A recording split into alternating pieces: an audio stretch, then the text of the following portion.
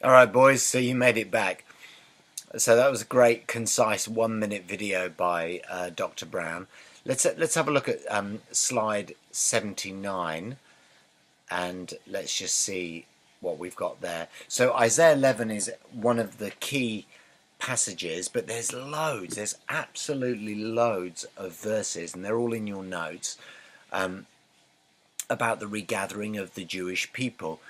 You'll remember the disciples kind of alluded to this when they said to Jesus, the resurrected Messiah, are you at this time going to restore the kingdom to Israel? So the sense of regathering, the sense of establishment of a government, a kingdom, a political entity, military, all those things that go with being a nation, are tied in with the coming of the Messiah. So Isaiah 11 verse 11 says this, then it will happen on that day, and the Lord will again recover the second time with his hand the remnant of his people, who will remain from Assyria, Egypt, Pathros, Cush, Elam, Shinar, Hamath, and the islands of the sea. And he will lift up a standard for the nations and assemble the banished ones of Israel, and will gather the dispersed of Judah from the four corners of the earth. So you couldn't have it more clear, but those that have been scattered will be regathered, and even the nations are listed there. Iran is mentioned there, Ethiopia is mentioned there, Egypt, Syria, those surrounding nations. Let's have another look at the next verse. Isaiah 43 verse 6, speaking of the sort of northern nations, says, I will say to the north, give them up, and to the south, do not hold them back. I bring my sons from afar, and my daughters from the very ends of the earth. And if you want to find other regathering verses, you can find them. If you click again, you'll see those other ones. You'll see them in the similar kinds of verses in Ezekiel chapter 11, Ezekiel chapter 36 and following, verse 24. Ezekiel 37 is interesting. The valley of dry bones is actually speaking about the nation of Israel, and so forth. And then if you click, here's some just some visual reports. This was in 1948 when the state was reborn. The Palestine Post notice, it's called, and the state of Israel is born. And the next picture, and here are some pictures of Ethiopian Jews being brought in. There was a massive airlift in 1993. It's interesting that the Isaiah prophecy in Isaiah 43 talks about giving up sons from the north, and a massive influx of northern Jews which came out of Russia came as the communist wall came down in the 80s and 90s, late 80s, early 90s. Forgive me for yawning. All right, and here's the Ethiopian Jews coming in, being helped there by a soldier. Other Jews coming in, making aliyah, making the return back to the land. So just click through those as I'm talking, kissing the floor, as you can see, and then just stop there at the Jews leaving France in record numbers amid rising anti-Semitism and fears of more ISIS-inspired terror attacks. More than 8,000 Jews left France for Israel in 2015, a rate far higher than anywhere else in Europe. So what you've got happening in our day is, because of the immigration of Muslims who are carrying with them a very toxic anti-Semitic ideology of Islam, Jews instinctively know something's up.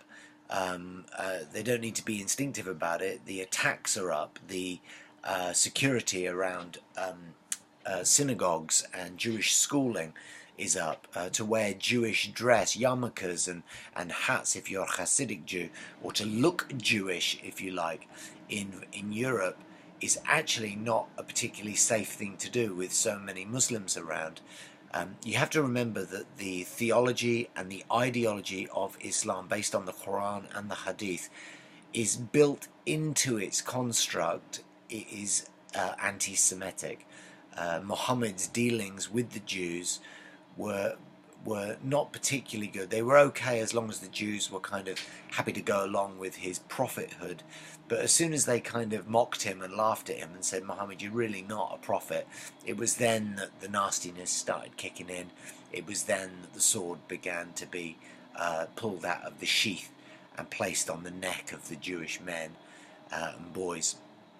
So you've got this historical hatred from followers of Muhammad to the Jewish people. A lot to do with the fact that Muhammad was rejected by the Jewish people as being in line with the Hebrew prophets. I mean, it's kind of obvious he wasn't a Hebrew prophet, really. He wasn't Jewish. All other prophets were Jewish. Muhammad wasn't Jewish. I mean, it would be a sort of a no-brainer, really.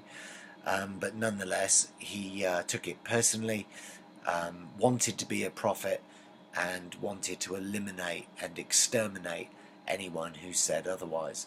So that seems to be carrying on today in Europe, and Jews are leaving France en masse.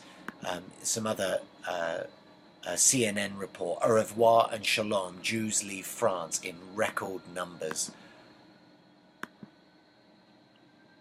There's a graph of 15,000 Jews to leave France for Israel. You notice their emigration, we're just studying France for now, but in 1995, 1,600 people, Jews, left for Israel. But look at that, in 2014, 7,000. I mean, the numbers are up. And it's very interesting, you know, when you think about it, what it takes to resettle in a country, language barriers many times, you know, learning about new taxation, schooling for the children, new food, those sorts of things. Coming in as an immigrant, many of these French Jews are, you know, not just poor, hopeless refugees. They've got a life in France. They're doing quite well, thanks very much. But there's like an instinctive homing beacon, not only because of the anti-Semitism, but I believe because of the call of God. Many of them don't realise it. There's a particular interesting saying when you say goodbye to another Jewish person, to say next year in Jerusalem. So there's this kind of homing beacon, like being a homing pigeon, kind of being attracted to Israel. Yeah, it's just very interesting when you meet Jewish people and talk to them. But let's just have a look at the next slide. This is the enlarged Jewish population. Again, look at the numbers coming in. Emigration to Israel in 2014. France, top of the list. Ukraine, Russia, United States, United Kingdom. And then the figures there of the amount of Jews that have returned, now numbering something like 8 million now living in the land. So a real kind of bustling population.